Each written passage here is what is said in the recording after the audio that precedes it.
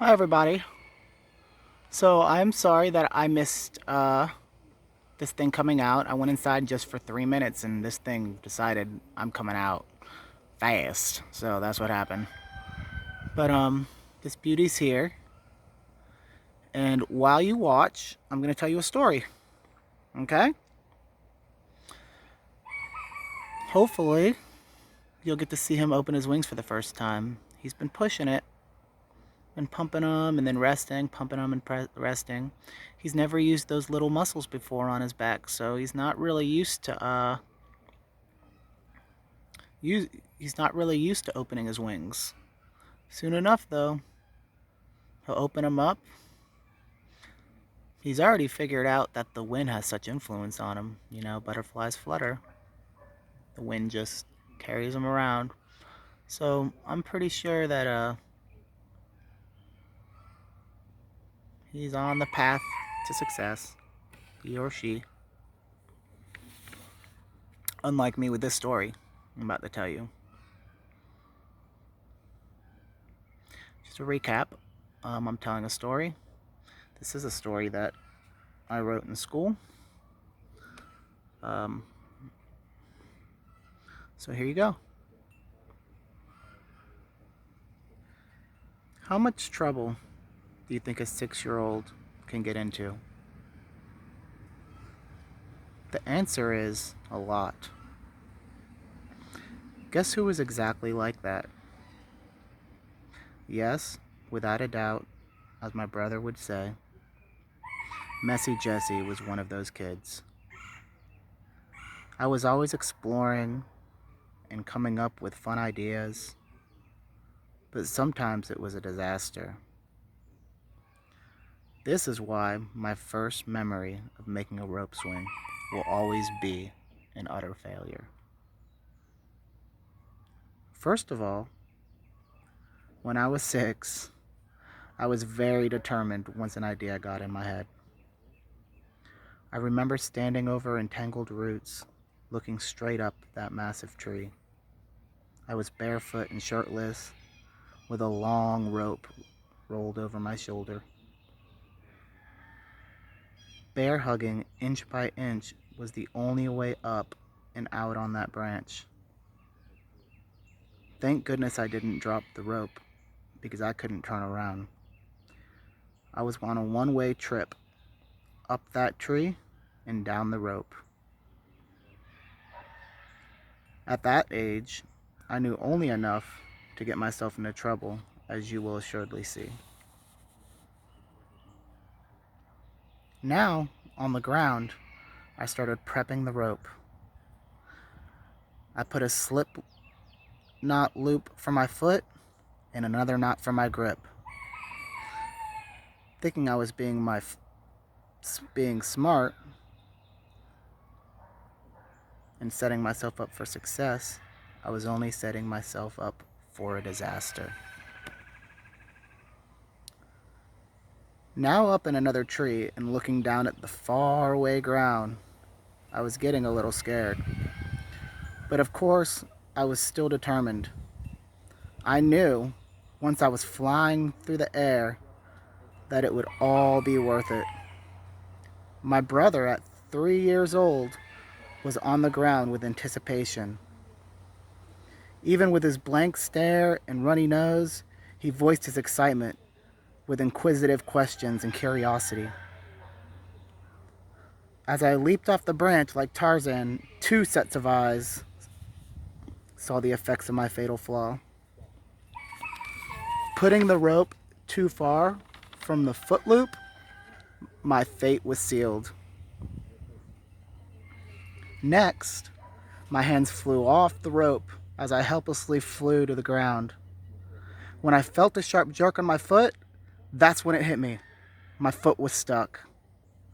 I hung there, flopping like a fish, upside down, swinging uncontrollably, pleading with my brother to get our mom. I don't blame him for taking over a minute to stop laughing and pointing.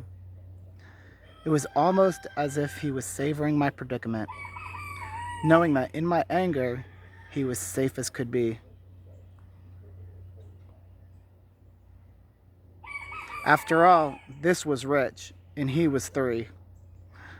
When he finally saw the seriousness of the situation, he started running for the house. When he came back, he was alone, and my mom was nowhere in sight.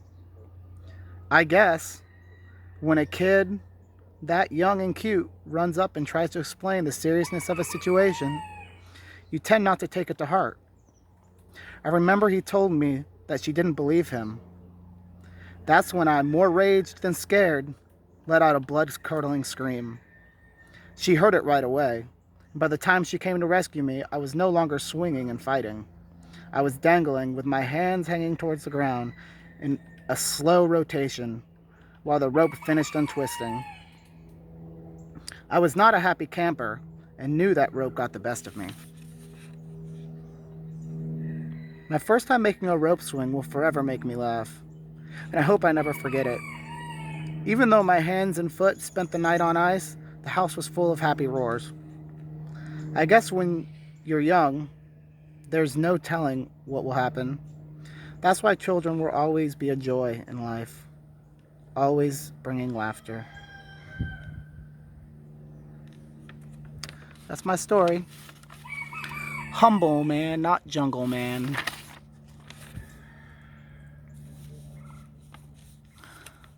Where did I do that? It's comp 1 class. I don't know what year or how old I was. A lot younger than I am now. But yeah, that's the story. I'm going to go into another one. This one's more of like this one's not a story of my childhood. I'll have a lot of those. It's called Kindred States, but Different Place. Wonders and Beauties of North Carolina and South Florida. This one's a little bit longer. I tend to put a lot of thought into what I write. Sometimes they are a little long. But this one is actually a really nice one. It's a comparative essay. Compares the two. But I just decided to kind of not stretch the rules per se, but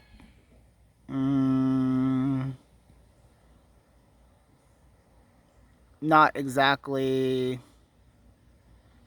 choose a better one. And I can't remember, but I think I got an A on it.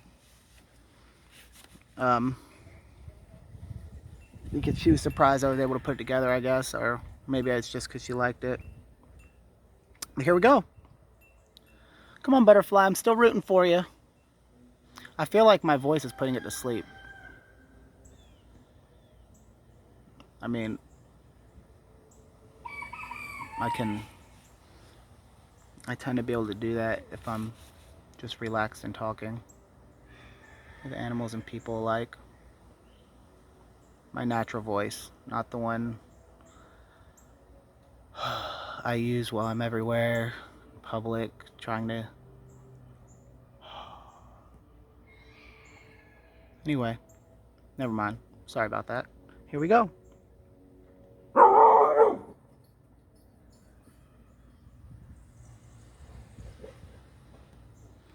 It's extremely rare for people to go a day in a new place without having nature impact their taste or other senses in a new and exciting way. Some individuals need only to step outside, feel the wind, and see the leaves blow to enjoy the majesty of the local world. Whatever the case may be, there is no question that unique life runs rampant even among neighboring countries and states. The recreation, culture, and wildlife are 3 major factors that define a location. 2 kindred examples of the environment that are as magnificent as they are diverse are the beauty and wonders of South Florida and North Carolina. Sorry, I'm botching it. I think I'm getting tired. First of all, recreation in this case is everything of personal value someone does while visiting a place. South Florida has volleyball on sunny beaches, exciting water parks with towering water slides in the city, and the exploration of the local habitats, making this a rich, diverse place with endless things to do. North Carolina keeps up spectacularly with its drives through mountain, carved out roads, overseeing its red, yellow, green, and orange blanketed velvet looking majestic mountains, roaring waterfalls with constant misted rainbows, making it beautiful for swimming. And again, with this endless exploring of trails and rivers, creating an atmosphere like something out of a dream. One major pastime in South Florida would have to be laying out on the beach sunbathing while watching the tide and wind bring in surfers and ocean waves, like a never-ending force going on and on. In North Carolina, the trade-off is nothing short of a brisk hike through mountain air and burning muscles, afterwards finding peace, quiet, and rest on glistening, warm mountain peaks overlooking nature in its truest form.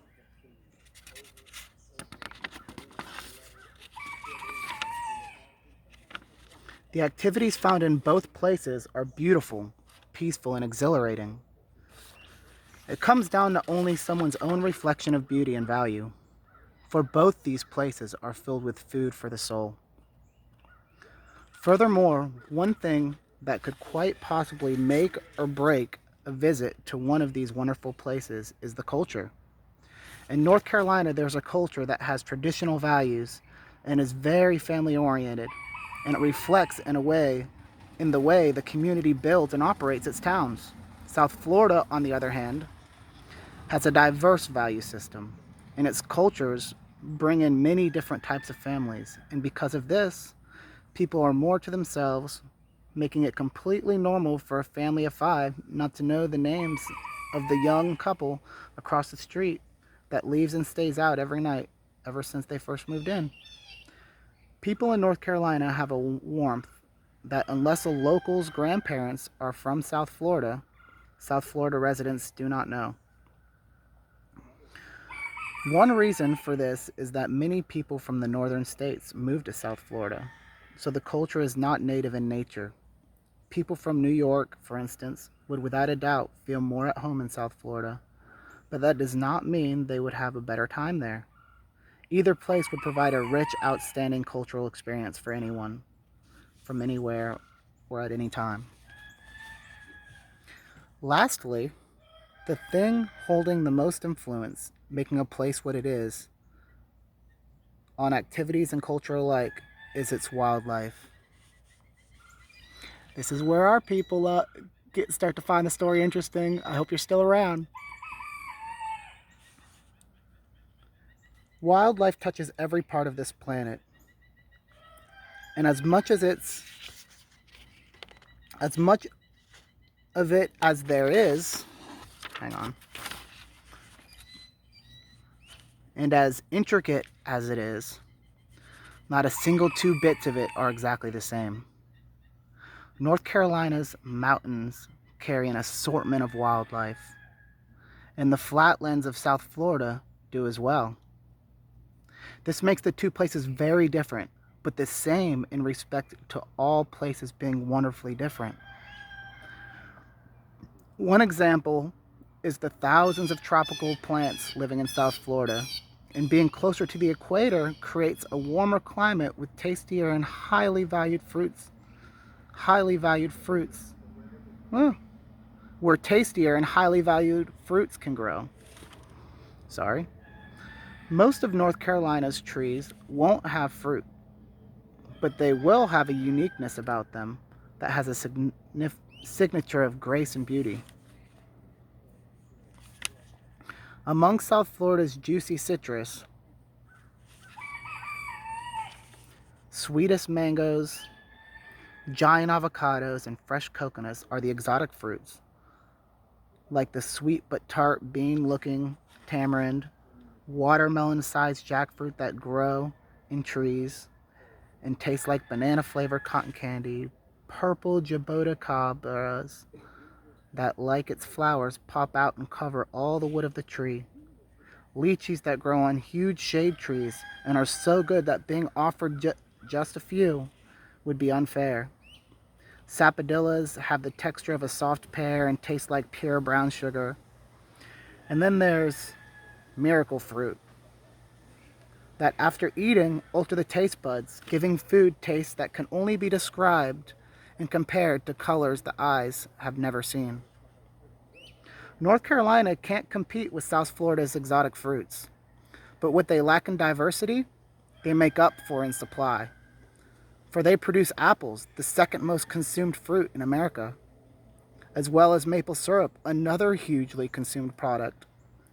And South Florida can produce neither. One. South Florida can produce neither one.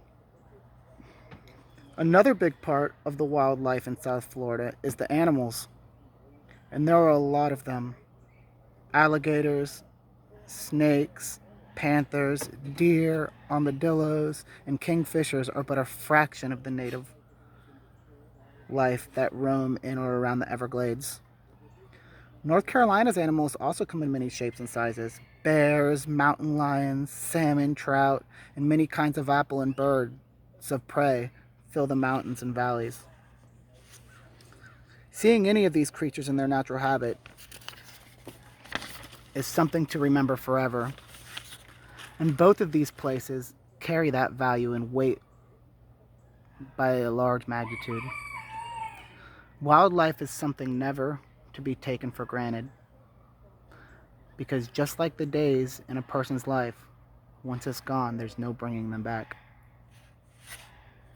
In the end, the environments of North Carolina, as well as in South Florida, have an almost limitless amount of things to do, experience, and see, and are as alike as they are both different. Both places feed the mind and body with things only found at their location. And both places give a completely different impression on what the world is and what makes it flourish. If two aliens dropped out of the sky, one on a mountain peak of North Carolina in winter or fall, and the other just outside the Everglades of South Florida in the heat of spring, in the heart of spring, the love and peace they would feel for their newly discovered planet would be the same. Working their way down to the local people, South Florida would give off a fun, high energy, and easygoing impression, and the people in North Carolina may give off a caring, peaceful, and determined impression of human nature. One thing is certainly true, and it's that people have influences on the environment and integrate themselves into it. This means no matter how different people around the world seem to be, we know that places are very different, but beauty in the caring minds of men and women are very much the same.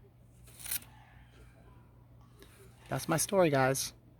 And I don't know if this thing even opened up one time.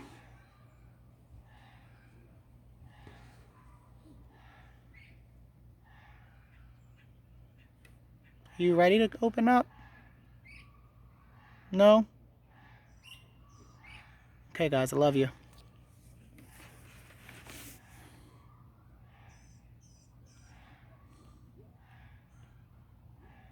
Hey, old girl.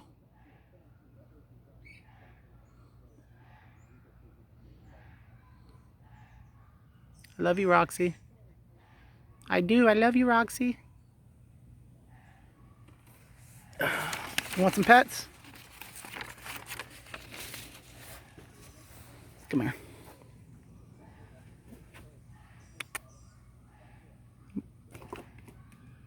Come here. Come here, Roxy.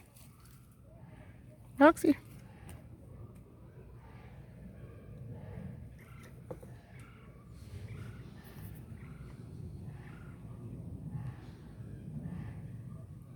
How much joy